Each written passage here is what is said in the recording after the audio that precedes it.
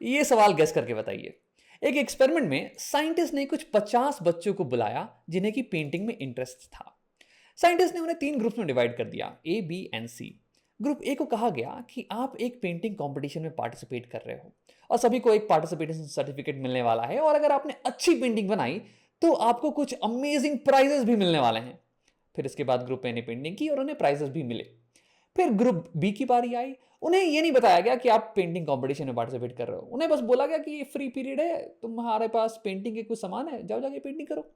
तो उन्होंने पेंटिंग की नॉर्मली, बट एंड में उन सबको भी प्राइजेस मिले और सर्टिफिकेट्स मिले। अब आई बारी ग्रुप सी की। ग्रुप सी को नहीं कुछ बताया गया कि कंपटीशन है और नहीं कुछ प्राइजेस मिले, वो बस आए, पेंटिंग की और चले गए।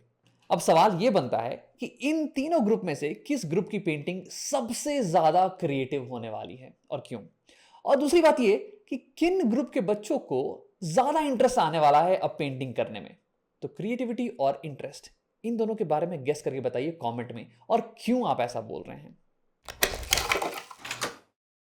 जब मैंने पहली बार यह सवाल देखा तो मैंने यह गेस किया कि ग्रुप ए के बच्चे वो सबसे ज्यादा क्रिएटिव होने वाले हैं, क्योंकि उनको कहा गया था कि कंपटीशन है और आपको प्राइजेस मिलने वाले हैं, तो जाहिर सी बात है कि वो ज्यादा फोकस और अटेंशन से अपनी ड्राइंग बनाएंगे। बाकी ग्रुप बी और सी वाले बच्चे वो तो ऐसी मस्ती में काम कर रहे हैं, है ना। लेकिन असल में हुआ इसका उल्टा। ग्रुप ए के बच्चे, उनकी क्रिएटिविटी सबसे ज्यादा कम थी। इनफैक्ट एक हफ्ते बाद जब साइंटिस्ट गए उन सारे बच्चों को ऑब्जर्व करने के लिए, ये देखने के लिए कि किन ग्रुप के बच्चे अभी भी पेंटिंग में उतने ही इंटरेस्टेड हैं या फिर ज्यादा इंटरेस्टेड हैं, तो उन्होंने देखा कि ग्रुप ए की इंटरेस्ट लेवल ये 50% कम हो चुकी है। मतलब कि अगर पिछले हफ्ते वो एक हफ्ते में 6 घंटे ड्राइंग कर रहे थे अपने मन से, तो अब वो बस 3 ही घंटे ड्राइंग कर रहे हैं, उनका ज्यादा मन भी नहीं लग रहा है। अब इसके बेसिस पे साइंटिस्ट ने कहा कि एक्सटर्नल रिवॉर्ड्स और पनिशमेंट्स, ये चीजें बच्चों की क्रिएटिविटी और उनकी इंटरेस्ट, इन दोनों को ही मार देती है। अब ये बहुत ही सरप्राइजिंग चीज है, क्योंकि असली दुनिया में हम इसका ठीक उल्टा करते हैं। हर जगह देख लीजिए आप, एक्सटर्नल रिवॉर्ड्स या पनिशमेंट आपको मिलने वाले हैं। ऑफिस में देख लीजिए, आपको दिखेगा कि सारे इंप्लॉयज को पता होता है कि अगर आप अच्छे से काम करोगे तो आपको बोनस मिलने वाला है, लेकिन अगर आप अपने गोल्स नहीं मीट करोगे तो आपको फायर कर दिया जाएगा। Rewards, punishments. स्कूल्स में देख लो, बच्चों को पता होता है कि अगर वो टॉप करते हैं, अच्छे नंबर लाते हैं, तो पेरेंट्स बहुत ही खुश होने वाले हैं, उनकी पब्लिसिटी बढ़ने वाली है। लेकिन अगर वो फेल करते हैं, गंदे नंबर लेके आते हैं, तो डांट पड़ेगी, मार भी पड़ सकती है, इनफैक्ट उनकी पब्लिक शेमिंग भी होती है। सेम घर पे भी देख लीजिए, पेरेंट्स अक्सर अपने बच्चों को रिवॉर्ड्स और पनिशमेंट देके ही मोटिवेट करते हैं। अगर तुम ये सब्जी खत्म कर देते हो तो मैं तुम्हें टीवी देखने दूंगा, रिवॉर्ड। अगर तुम अपना होमवर्क नहीं करते हो तो तुम्हारा खेलने जाना बंद, पनिशमेंट। कॉमन लाइफ में तो हम इंसान केवल रिवॉर्ड्स एंड पनिशमेंट का ही इस्तेमाल करते हैं एक दूसरे को मोटिवेट करने के लिए, जैसे कि हमें कोई और तरीका पता ही नहीं हो। लेकिन असल में साइकोलॉजिकल स्टडीज इससे कंप्लीटली डिसएग्री करती है। और ये वाली जो स्टडी है ना, ये केवल एक कंट्री में नहीं हुई है, ये बहुत ही फंडामेंटल, बहुत ही बेसिक स्टडी है, और इसलिए ये बहुत सारे कंट्रीज में हो चुकी है। और ये केवल सिर्फ बच्चों के साथ नहीं हुई है, ये हाई स्कूल के स्टूडेंट्स के साथ हुई है, ये डॉक्टर्स के साथ हुई है, इंजीनियर्स के साथ हुई है, अलग अलग प्रोफेशन के इंसानों के साथ भी हुई है, और हमेशा रिजल्ट एक ही आता है। अगर आप एक्सटर्नल रिवॉर्ड्स या पनिशमेंट्स देते हो तो इंसान की क्रिएटिविटी और उसका इंटरेस्ट ये खत्म हो जाता है। अब मेन सवाल ये उठता है कि ऐसा क्यों हो रहा है, इसके पीछे ब्रेन साइंस क्या कहता है। एक्सटर्नल रिवॉर्ड्स एंड पनिशमेंट्स ये क्रिएटिविटी को कैसे मारते हैं, ये समझने के लिए साइंटिस्ट ने ये एक अमेजिंग एक्सपेरिमेंट किया। ध्यान से सुनिएगा। उन्होंने कुछ लोगों को बुलाया और कहा कि ये एक गेम है, आप इस गेम को खेलिए, और जब आप ये खेल रहे होंगे तो मैं आपके ब्रेन को एफएमआरआई मशीन के अंदर स्टडी कर रहा होगा। एफएमआरआई मशीन में अलग अलग पार्ट्स ऑफ ब्रेन जो कि एक्टिव होते हैं ना, वो हाईलाइट हो जाते हैं, तो वो हमें क्लियरली दिखने लगता है। और गेम, कोई सा भी अगर आप गेम ले लें, अच्छा खासा गेम, तो वो एक क्रिएटिव एक्टिविटी टाइप की चीज़ है, राइट। तो इसको देखने से साइंटिस्ट को ये पता पड़ेगा कि ब्रेन की कौन सी पार्ट्स हैं जो कि क्रिएटिविटी में काम देती हैं। ओके, तो जब उन्होंने ये स्टडी किया तो उन्होंने देखा कि जो हमारा ब्रेन है ना, जब ये लोग गेम खेल रहे थे तो ब्रेन का दो हिस्सा, पहला तो आपका रिवॉर्ड सेंटर, मतलब कि डोपामीन समझ लीजिए, डोपामीन, और दूसरा प्रीफ्रंटल कॉर्टेक्स, ये दोनों पार्ट्स ब्रेन के, ये दोनों बहुत ही ज़्यादा एक्टिव हो गए। अब थोड़ी सी ब्रेन साइंस इसके पीछे की, ये है क्या चीज़। तो देखिए, डोपामीन एक न्यूरोट्रांसमीटर है, एक केमिकल समझ लीजिए, जो कि आपके ब्रेन में रिलीज होता है तब जब आप कुछ ऐसी चीज़ कर रहे हो जो कि आपको बहुत ही इंटरेस्टिंग लगती हो, या फिर आप कोई ऐसी चीज़ कर रहे हो जिसके बाद में आपको कोई रिवॉर्ड मिलने वाला है। जैसे कि अगर मैंने बच्चे को बोल दिया कि होमवर्क करो, उसके बाद मैं तुम्हें एक चॉकलेट दूंगा, तो उसके दिमाग में अब डोपामीन आने वाला है। ऑलराइट। और ये ज़रूरी भी है क्रिएटिविटी के लिए, क्योंकि डोपामीन जब रिलीज़ होता है तो वो आपको फोकस करने में मदद करता है। ये आपके विजुअल फील्ड्स को नैरो कर देता है, या आपके ऑडियो फील्ड्स को भी नैरो कर देता है, ताकि आप अपने एनवायरनमेंट्स को पूरा पूरा भूल जाएं और जो आप काम कर रहे हैं उस पर पूरा का पूरा फोकस करें। राइट। अब इससे जाहिर सी बात है क्रिएटिविटी बढ़ने वाली है, क्योंकि अगर आप आधे दिमाग से किसी चीज़ को करिएगा तो वो उसमें आप ज़्यादा क्रिएटिव नहीं हो सकते हैं। दूसरी चीज़ रही प्री फ्रंटल कॉर्टेक्स की बात। तो ये प्री फ्रंटल कॉर्टेक्स ये हमें डिसीजन मेकिंग में हेल्प करता है। देखिए, जब भी आप कोई क्रिएटिव काम कर रहे होते हैं तो आपको बहुत सारे डिसीजन लेने पड़ते हैं। जैसे कि क्या ये फॉर्मूला यूज़ करें या फिर वो वाला फॉर्मूला, क्या इस टेक्निक से इस डिज़ाइन को बनाएं या फिर कोई और थ्योरी का इस्तेमाल किए। बहुत सारे डिसीजंस आपको लेने पड़ते हैं, और इसलिए अगर आपका प्री फ्रंटल कॉर्टेक्स ज़्यादा एक्टिव है तो यानी कि आपको क्रिएटिव होने में मदद मिलने वाली है। तो यानी कि जब ये लोग गेम खेल रहे थे तो इनके दिमाग में डोपामीन ज़्यादा थी, जो कि इन्हें फोकस करने में मदद कर रही थी। और इनके दिमाग में प्रीफ्रंटल कॉर्टेक्स ये ज़्यादा एक्टिव थी, जो कि इन्हें डिसीजन मेकिंग में मदद कर रही थी। और इसी कारण ये लोग ज़्यादा क्रिएटिव स्टेट में थे। अब यहाँ पे एक इंटरेस्टिंग टर्न आता है। साइंटिस्ट एक और ग्रुप को लेके आते हैं, एक और ग्रुप ऑफ पीपल को लेके आते हैं, और उन्हें भी सेम गेम देते हैं खेलने के लिए एफएमआरआई मशीन के अंदर। बस एक छोटा सा ट्विस्ट, बट बहुत ही इंपॉर्टेंट ट्विस्ट। इन सेकेंड ग्रुप के लोगों को साइंटिस्ट ने कहा कि आप जब जब इस गेम को जीतिएगा तब मैं आपको कैश प्राइज दूंगा। जब जब, तो यानी कि आ गया आपका एक्सटर्नल रिवॉर्ड यहां पिक्चर में। राइट। अब यहां पे आपको गेस करना है कि क्या इन सेकेंड ग्रुप के ब्रेन में ज्यादा डोपामीन प्रोड्यूस होगा या कम, ज्यादा प्रीफ्रंटल कॉर्टेक्स में एक्टिविटी होगी या फिर कम। गेस कीजिए। वेल, मैंने गेस किया था कि शायद डोपामीन और प्रीफ्रंटल कॉर्टेक्स ये दोनों में ही एक्टिविटी ज्यादा होने वाली है सेकेंड ग्रुप की, क्योंकि गेम तो वही का वही है, लेकिन अब कुछ ज़्यादा रिवॉर्ड मिलने वाला है। तो यानी कि ज़्यादा अटेंशन आएगा, ज़्यादा प्रीफ्रंटल कॉर्टेक्स में एक्टिविटी आएगी, ताकि वे फोकस कर पाएँ। और बिल्कुल ही ऐसा हुआ। रिजल्ट्स भी यही कह रहे थे कि रिवॉर्ड डालने के कारण डोपामीन की क्वांटिटी बढ़ गई और प्रीफ्रंटल कॉर्टेक्स में एक्टिविटी भी बढ़ गई इस सेकेंड ग्रुप की। अब ये बहुत ही सरप्राइजिंग चीज़ है। क्यों? क्योंकि अगर डोपामीन बढ़ गया तो यानी कि फोकस ज़्यादा होगा इंसान का। अगर प्रीफ्रंटल कॉर्टेक्स में एक्टिविटी बढ़ गई तो डिसीजन मेकिंग ज़्यादा हाई होने वाली है इंसान की। तो यानी कि ग्रुप 2 में फोकस हाई होगा, डिसीजन मेकिंग हाई होगी, यानी कि हम कह सकते हैं कि उनकी क्रिएटिविटी हाई होनी चाहिए।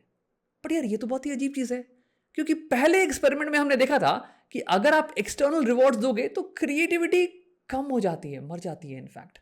तो ये क्या हो रहा है? तो देखिए, यहाँ पे हमने थोड़ी सी गलती कर दी है। हमने कहा कि अगर डोपामीन ज़्यादा होगा तो यानी कि इंसान ज़्यादा फोकस्ड, यानी कि उसकी क्रिएटिविटी ज़्यादा। अब ये सही नहीं है। देखिए, इसका उल्टा सही है। अगर कोई इंसान क्रिएटिव है तो यानी कि वो ज़्यादा फोकस्ड होगा उस टाइम पे, यानी कि उसके दिमाग में ज़्यादा डोपामीन होने वाली है। लेकिन उल्टा ट्रू नहीं है। मतलब कि अगर मान लीजिए आपने कोकेन ले लिया, ड्रग्स, कोकेन जो है दिमाग में डोपामीन बढ़ाता है, तो उसका मतलब कि आप पिकासो बन जाइएगा या आइंस्टाइन बन जाइएगा? नहीं, ऐसा नहीं होने वाला है। राइट। तो यही वो गलती है यहाँ पे। हाँ, डोपामीन बढ़ेगा, बट वो डोपामीन का इस्तेमाल किस चीज़ के लिए हो रहा है ये ज़रूरी है। ओके। तो यहाँ पे भी सेम चीज़, जब रिवॉर्ड दिया साइंटिस्ट ने उस सेकेंड ग्रुप को, राइट, कि आपको पैसे मिलेंगे, तो डोपामीन तो ज़्यादा निकला, पर वो डोपामीन जो है दिमाग को फोकस कर रहा है रिवॉर्ड पे, ना कि गेम पे। अब दिमाग ये सोच रहा है कि यार पैसे मिलने वाला है, वो मज़ा आएगा, ये चीज़ शॉपिंग करेंगे वगैरह वगैरह, और गेम में फोकस नहीं है, गेम से फोकस हट रहा है और रिवॉर्ड पे फोकस जा रहा है। सेम चीज़ होता है बच्चों के साथ भी। अगर आप बच्चों को बोलिएगा कि ये होमवर्क कर लोगे तो मैं तुम्हें एक चॉकलेट देने वाला हूँ, अब उनका दिमाग जो है वो फोकस करेगा चॉकलेट पे, ना कि होमवर्क पे। इनफैक्ट मुंह में पानी भी आने लगेगा उनके। राइट। तो इस तरह से रिवॉर्ड जो है वो डिस्ट्रैक्ट करता है ब्रेन को, ना कि फोकस इनफैक्ट। और अगर हम देखें प्री फ्रंटल कॉर्टेक्स की बात, तो यहाँ पे भी सेम चीज़ हो रहा है। देखिए, प्री फ्रंटल कॉर्टेक्स में एक्टिविटी ज़्यादा है, बट ये नेसेसरली दिमाग को डिसाइसिव नहीं बना रही है। नहीं। देखिए, जब आपने बोला कि मैं आपको देने वाला हूँ रिवॉर्ड, साइंटिस्ट ने बोला कि आपको कुछ पैसे मिलने वाले हैं, तो दिमाग में थोड़ा सा डर बैठ जाता है कि यार कुछ गलती नहीं हो जाए वरना ये पैसे छूट जाने वाले हैं, ओ माय गॉड नहीं। राइट। अब डर मतलब कि आपका अमिगडाला एक्टिव है। ओके। अमिगडाला वो पार्ट होता है जो कि आपको लड़ने या भागने में मदद करता है। वो थोड़ा सा मतलब ओल्ड ब्रेन है और ये आपको एंगर और एंग्जाइटी इन सारे सिचुएशंस में ये एक्टिव होती है। तो अब अगर अमिगडाला एक्टिव हो गया तो यानी कि आपका दिमाग थोड़ा सा घबरा रहा है, राइट? आपके हाथ से पसीने आने लग जाएंगे थोड़े बहुत और आपकी जो फंक्शनिंग है वो थोड़ी सी कम हो जाने वाली है। तो आपका प्रीफ्रंटल कॉर्टेक्स ये अमिगडाला को शांत करने में बिजी है। ये बोल रहा है कि यार शांत हो जा, फोकस कर ले गेम पे, तभी पैसे मिलने वाले हैं। ओके, तो प्रीफ्रंटल कॉर्टेक्स में भी एक्टिविटी ज़्यादा है, लेकिन नॉट नेसेसरली ये आपको क्रिएटिविटी में मदद कर रही है। नहीं, ये चैनल हो रही है वहाँ पे अमिगडाला को शांत करने के लिए। सेम चीज़ होता है बच्चों के साथ भी। अगर आप बच्चे को बोल दीजिएगा कि अगर होमवर्क 1 घंटे में कंप्लीट नहीं हुआ तो फिर मस्त मार पड़ने वाली है, तो फिर बच्चा होमवर्क पे फोकस नहीं करेगा, उसका दिमाग प्रीफ्रंटल कॉर्टेक्स एक्टिव होने वाला है, क्योंकि आपने पनिशमेंट की बात की है। यस, प्रीफ्रंटल कॉर्टेक्स एक्टिव होगा, लेकिन वो फोकस करेगा अमिगडाला को शांत करने में। ओके, तो इस तरह से एक्सटर्नल रिवॉर्ड्स और पनिशमेंट्स ये हमें हमारी क्रिएटिविटी को मारती हैं। बट व्हाट अबाउट इंटरेस्ट, उसको कैसे कम करती हैं ये? अब रिवॉर्ड्स और पनिशमेंट्स ये फ्यूचर इंटरेस्ट को कैसे किल करते हैं, ये समझने के लिए साइंटिस्ट ने सेम एक्सपेरिमेंट में ग्रुप 1 और ग्रुप 2 के लोगों को कुछ एक हफ्ते बाद फिर से बुलाया। सो ग्रुप 1 को पहले बुलाया और फिर उन्हें सेम गेम दिया खेलने के लिए, और फिर एफएमआरआई मशीन से उनके ब्रेन को स्टडी किया। उन्हें फिर से कोई रिवॉर्ड वगैरह के बारे में कुछ नहीं बताया। ओके, अब इस टाइम उन्होंने देखा कि इनके डोपामीन और प्रीफ्रंटल कॉर्टेक्स के लेवल्स ये ऑलमोस्ट सिमिलर थे। जैसे लास्ट टाइम इनके जो लेवल्स थे, इस टाइम भी वही लेवल्स हैं, इसमें कोई सरप्राइज नहीं। अब ग्रुप 2 को फिर से वापस से बुलाया एक हफ्ते बाद, फिर से सेम गेम दिया। इस बार उन्होंने कोई रिवॉर्ड नहीं दिया, बोला कि इस बार कोई पैसे वैसे नहीं है, बस गेम खेलो, और उनके प्रीफ्रंटल कॉर्टेक्स को स्टडी किया। अब सवाल यहाँ पर ये उठता है कि आपको क्या लगता है कि ग्रुप 2 की जो डोपामीन है और प्रीफ्रंटल कॉर्टेक्स के लेवल्स हैं ये सेम होंगे जैसे कि पिछले बार थे, या फिर ये गिर के ग्रुप 1 के लेवल्स के बराबर आ जाएंगे, या फिर ये ग्रुप 1 के लेवल से थोड़ा सा कम गिर जाएंगे, या फिर ये बहुत ही ज़्यादा गिर जाने वाले हैं? इनमें से कौन सा ऑप्शन आप चूज करेंगे? असल में ग्रुप 2 के लेवल्स बहुत ही ज़्यादा हद तक गिर गए। यस, और इससे ये पता पड़ा कि जब पहली बार ग्रुप 2 खेलने के लिए आया था तो उनकी जो डोपामीन और प्रीफ्रंटल कॉर्टेक्स के लेवल्स बहुत ही हाई थे। वो एक्चुअली में फोकस थे रिवॉर्ड पे, ना कि गेम पे। और इसलिए जब हमने बाद में रिवॉर्ड को हटा दिया तो उनका सारा इंटरेस्ट, सारा मोटिवेशन सब गायब, क्योंकि गेम में तो मज़ा था ही नहीं उनका पहली बार। और यही होता है असली दुनिया में भी। जब आप अपने बच्चे को बोलते हो कि बेटा होमवर्क कर लो, मैं तुम्हें चॉकलेट दूंगा, तो आपने रिवॉर्ड के लालच में उससे होमवर्क करवा लिया। लेकिन कुछ दिन के बाद उसका चॉकलेट से मन भर जाएगा, वो बोलेगा कि मुझे चॉकलेट नहीं चाहिए, मुझे एक्सबॉक्स ला के दो। फिर आप बोलेगा ठीक है। फिर कुछ दिन के बाद वो बोलेगा मुझे बाइक ला के दो। फिर कुछ दिन के बाद बोलेगा मुझे कार ला के दो। आप कभी ना कभी तो मना करोगे, और जब आप उस रिवॉर्ड को हटाओगे तो उस बच्चे का पढ़ाई में, होमवर्क करने में इंटरेस्ट खत्म। सेम चीज़ होता है पनिशमेंट के साथ भी। आपका बच्चा छोटा है शायद, तो आप उसे आँख दिखा के होमवर्क करने में फोर्स कर दोगे। कुछ दिन के बाद वो बड़ा हो जाएगा, आँख दिखाने से नहीं डरेगा, फिर आप उसको डांटोगे या मारोगे। कुछ दिन के बाद वो उससे बड़ा हो जाएगा, फिर होगा क्या कि आपका पनिशमेंट भी काम ही नहीं करने वाला है, और वो पढ़ाई पे बिल्कुल भी फोकस नहीं करेगा। तो इसलिए एक्सटर्नल मोटिवेशन, एक्सटर्नल रिवॉर्ड्स और पनिशमेंट ये लंबे समय तक आपकी हेल्प नहीं कर सकती है। अब ये स्टडी ह्यूमन साइकोलॉजी की one of the biggest findings है, वन ऑफ द बिगेस्ट। ये हजारों लाखों बार रिपीट हो चुकी है अलग अलग देशों में, अलग अलग प्रोफेशंस में, और हमेशा रिजल्ट सेम रहा है। वो ये कि एक्सटर्नल रिवॉर्ड्स और पनिशमेंट्स ये ह्यूमंस की क्रिएटिविटी और फ्यूचर इंटरेस्ट ये दोनों को मार देते हैं। अब ये एक्सपेरिमेंट फेमस इसलिए भी है क्योंकि इसने दुनिया की आंख खोल के रख दी, हर एक फील्ड की। इनफैक्ट एजुकेशन को ले लीजिए फॉर एग्जांपल। हम सबको पता है कि छोटे बच्चे जब पैदा होते हैं तो बहुत ही क्यूरियस होते हैं, हर चीज़ से सवाल पूछते रहते हैं, ये क्यों है, ये क्या है, ये कैसे है। बट जैसे ही आप उन्हें स्कूल में डालोगे तो धीरे धीरे उनके क्यूरियोसिटी का दिया बुझता चला जाएगा, है। बट ऐसा क्यों होता है?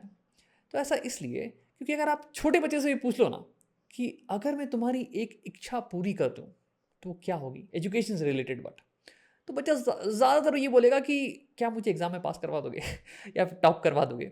क्योंकि छोटे बच्चों को भी पता है कि एग्ज़ाम का जो गेम है, मतलब एजुकेशन का जो गेम है, ये एग्ज़ाम के अराउंड है। अगर एग्ज़ाम में टॉप 3 टॉप 5 रैंक आ गई तो मतलब मम्मी पापा खुश, टीचर खुश, पूरी पब्लिसिटी होगी तुम्हारी, अगर फेल हो गए तो डांट पड़ेगी, मार पड़ेगी, पब्लिक शेमिंग होने वाली है। तो यानी कि सब कुछ एजुकेशन में एग्ज़ाम के लिए होता है। हाँ, सबसे बड़ी चीज़ है एग्ज़ाम। अब ये एग्ज़ाम, ये बच्चों के लिए एक्सटर्नल रिवॉर्ड या पनिशमेंट का ज़रिया बन के रह जाते हैं। और हमने अभी-अभी देखा कि एक्सटर्नल रिवॉर्ड्स और पनिशमेंट ये कैसे इंसान की क्रिएटिविटी को ख़त्म कर देती है।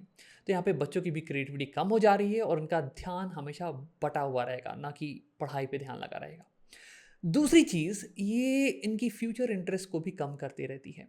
क्योंकि देखिए, अर्ली एज में ही बच्चों को पता चल जाता है कि एग्ज़ाम में अच्छे नंबर लाना, ये उनके लिए सबसे अच्छी चीज़ है। तो first grade, second grade, third grade, fourth grade, यहाँ तक तो वो ट्राई करते रहेंगे कि हाँ, कम से कम कुछ भी करके रैंक 5 तक मेरी रैंक आ जाए। अब देखिए, अगर क्लास में 30 बच्चे हैं, तो 5 ही बच्चे होंगे टॉप 5 में, बाकी 25 बच्चे तो नहीं होने वाले हैं, कुछ भी कर लें, राइट? तो अब होगा क्या कि कुछ समय बाद उन्हें ये पता पड़ जाएगा कि यार कुछ भी कर लो, वहाँ नहीं रैंक आने वाली है। तो यानी कि आपका रिवॉर्ड वहाँ से निकल गया। और हमने ये देखा है कि जैसे ही रिवॉर्ड हटता है, वैसे ही इंटरेस्ट जो है वो डिप कर जाती है। तो यहाँ पे बच्चों की इंटरेस्ट पढ़ाई में ख़त्म। और ये कोई छोटी-मोटी चीज़ नहीं है। इनफैक्ट ये बहुत ही बड़ी चीज़ है। यूएस, यूनाइटेड स्टेट्स, जो कि बच्चों की पढ़ाई पे सबसे ज़्यादा पैसा खर्च करता है, सबसे ज़्यादा, किसी भी कंट्री से बहुत ही ज़्यादा। लेकिन फिर भी उनकी एजुकेशन सिस्टम वो दुनिया की टॉप 10 एजुकेशन सिस्टम में भी नहीं आती है। और एक्सपर्ट्स का मानना है कि one of the big reasons is standardised exams, क्योंकि बच्चों का फोकस होता है एग्ज़ाम्स में बहुत ही ज़्यादा। और यही कारण है कि जैसे फ़िनलैंड देश जैसे, इनमें कोई एग्ज़ाम्स नहीं होता है, स्टैंडर्डाइज़्ड एग्ज़ाम्स नहीं होते हैं। Montessori schools, world of international schools, इनमें भी कोई एग्ज़ाम्स नहीं होते हैं, इन्हीं कारण से। इस स्टडी ने पेरेंटिंग पे भी बहुत ही रोशनी डाली है। इसके कारण हमें ये पता पड़ा कि पेरेंटिंग टेक्निक्स ज़्यादातर इस एक्सटर्नल रिवॉर्ड और पनिशमेंट पे ही बेस्ड होती है। ज़्यादातर हम बच्चों को बोलते हैं कि जब तक खाना खाओगे तब तक मोबाइल फ़ोन ऑन रहेगा। अगर होमवर्क करोगे तो फिर खेलने जाने दिया जाएगा, वरना नहीं दिया जाएगा। हर चीज़ एक्सटर्नल रिवॉर्ड या पनिशमेंट से टाई करके पेरेंट रखते हैं। और इसी कारण से हर चीज़ में बच्चों का इंटरेस्ट और क्रिएटिविटी कम ही होता चला जाता है। अब मुझे पता है कि इस बात पे पेरेंट्स ये बोलेंगे कि राम करे तो करे क्या?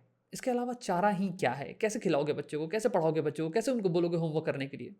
तो देखिए, बच्चों को मोटिवेट करने का 5 अलग-अलग तरीका है। साइंस ऑफ मोटिवेशन में ये 5 अलग-अलग स्टाइल्स आते हैं। एक्सटर्नल रिवॉर्ड और पनिशमेंट्स, ये सबसे खराब, सबसे लोएस्ट रैंकिंग मोटिवेशन स्टाइल्स है, सबसे लोएस्ट रैंकिंग। अब ये बाकी 4 चीज़ें क्या हैं और इन्हें कैसे इस्तेमाल करना चाहिए पेरेंट्स और टीचर्स को, इसकी बात मैं करने वाला हूँ अगले वीडियो में साइंस ऑफ मोटिवेशन की। ओके? तो अगर आपने चैनल को अभी तक सब्सक्राइब नहीं किया तो ज़रूर सब्सक्राइब कीजिएगा, और अगर ये वीडियो पसंद आया तो लाइक कीजिए, और अगर आपको लगता है कि ये किसी और की मदद कर सकता है तो ज़रूर शेयर कीजिए।